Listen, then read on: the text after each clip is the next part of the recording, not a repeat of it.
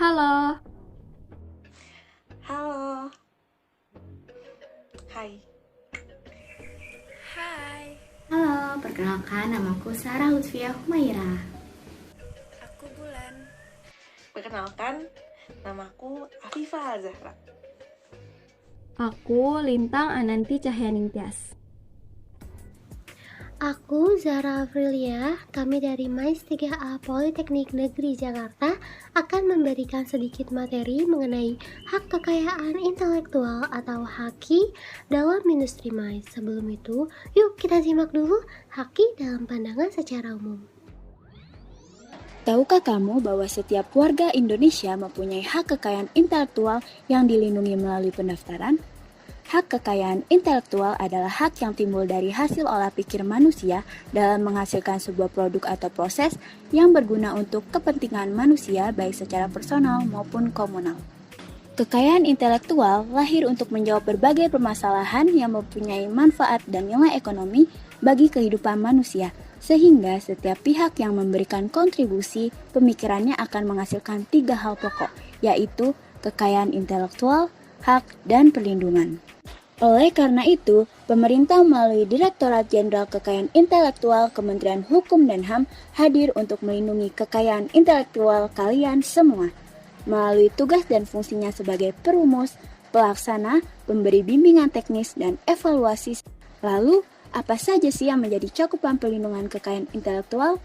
Hak cipta dan hak terkait, hak paten, merek, indikasi geografis, desain industri dan tata letak sirkuit terpadu, serta rahasia dagang.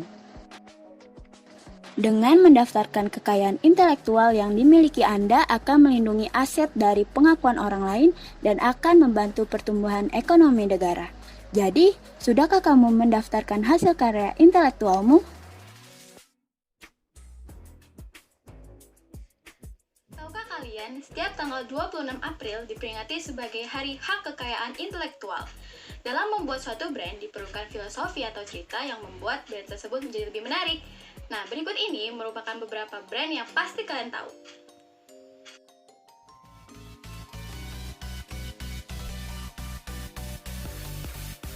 Minuman soda yang satu ini bisa dibilang salah satu minuman soda legendaris di dunia. Bahkan dari sejumlah penelitian, katanya logo merah putih pada minuman ini sudah dikenal oleh 94% penduduk dunia. Ada cerita apa sih di balik logo yang terkenal itu? Ternyata katanya nama minuman bersoda ini diambil dari daun coca dan biji cola sebagai bahan pembuatannya. Oleh sang kreator John S. Pemberton, huruf K pada biji cola diganti dengan huruf C agar kelihatan lebih enak dibaca dan dilihat. Pun soal pemilihan, paduan warna pada logonya dipilih warna merah putih agar enak dilihat.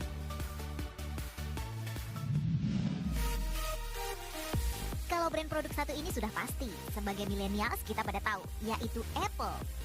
Di balik kesuksesan Apple sebagai salah satu perusahaan teknologi canggih di dunia, logo Apple justru merepresentasikan kesederhanaan. Kata para pendirinya, Steve Jobs dan Steve Wozniak, mereka ingin Apple membawa kesederhanaan pada masyarakat dengan cara paling canggih. Setelah melalui sejumlah penelitian, maka terbentuklah bentuk apel tergigit. Desain ini dibuat oleh Rob Janoff pada tahun 1977. Maksud dari gigitan ini sebenarnya punya cerita loh. Pada tahu kan kalau bytes itu adalah salah satu fondasi penting dalam dunia komputer? Nah, sang kreator pun akhirnya mengaplikasikan filosofi ini pada bentuk apel tergigit. Nah, kalau tadi kan merupakan brand yang berasal dari luar negeri, sekarang gantian yuk brand yang berasal dari Indonesia. Brand ini merupakan milik dari salah satu desainer sepatu asal Bali loh, yang dimana karyanya sudah dipakai oleh selebriti dunia. Keren banget kan? Yuk kita simak pembahasan mengenai brand dari Indonesia, Niluh Jelantik.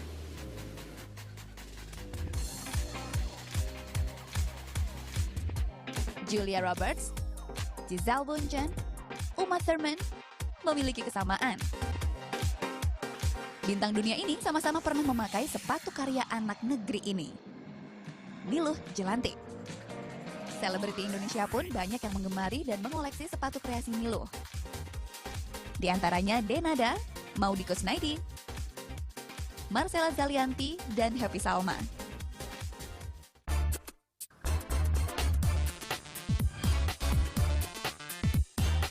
Berangkat dari mimpi seorang Niluh kecil yang ingin memakai sepatu yang pas di kaki, akhirnya Niluh membuat sepatu yang nyaman dipakai. Namun, sebelum membangun karirnya, Niluh Jelantik pernah mengalami kehilangan haki berupa hak paten dan hak merek pada usaha sepatunya yang pertama dirilis. Nama dari brand tersebut ialah Nilau yang dicuri karena telat dalam melakukan pendaftaran haki pada nama brand tersebut. Keterlambatan pendaftaran haki berakibat hilangnya nama brand yang telah dirancang oleh Niluh Jelantik karena telah diklaim oleh perusahaan asing. Sehingga, Niluh Jelantik harus mencari nama baru dan terciptalah sepatu dengan merek Niluh Jelantik yang telah mendunia.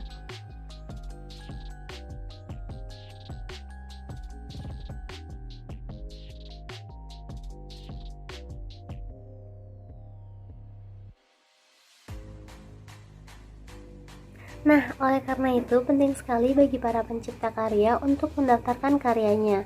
Selain sebagai bentuk apresiasi, pendaftaran haki juga sebagai bentuk antisipasi adanya pencurian terhadap karya orang lain. Perlindungan hak kekayaan intelektual dalam industri kreatif mendapatkan perhatian khusus karena dianggap mampu memberikan kontribusi terhadap pendapatan nasional maupun daerah dan dianggap cukup mampu menyerap tenaga kerja. Fakta bahwa potensi pasar karya kreatif baik di dalam maupun di luar negeri sangat besar dan memiliki kecenderungan untuk terus berkembang. Pendaftaran hak kekayaan intelektual bertujuan agar para pencipta ide dan inovasi mampu menikmati manfaat ekonomi atas karya intelektualnya.